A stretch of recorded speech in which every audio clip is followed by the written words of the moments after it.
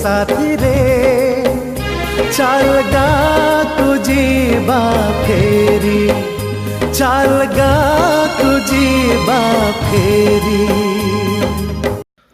सुजला सुफला शस्य श्यामला गाँ आनमना करिछि सौंदर्यर पूजारी मानंकु आभामयी शोभामयी गाँटी पालटि जाए भूस्वर्ग। साहित्यर सर्वदा प्रतिफलित हुए ग्राम्य कथा व्यथा आचार विचार शोषण पेषण इत्यादि। सेई गाँ हिड़माटीर गाँ बड़ सुंदर भारी मिठा। सेई गाँ उपरे पुष मासर खरा फुसफुस की उड़ी जाए धनु मुआर लिया परिका।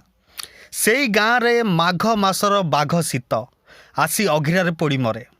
सेई गाँ फगुण फगु खेल आगुआ क्षणक पाई भीतर को सबु दुख को नाली नेली अबीर उड़ाई दिए। सेई आम अनुपमा रूपवती शोभामयी गाँ हिड़माटीर गाँ से माधुर्यमयी शोक दुख पासरा स्वर्ग श्री विमंडिता आभामयी विभामयी रूपसीटीए काहाकु बा न बांधि रखिছে आपणार स्नेह ममता डोरी रे।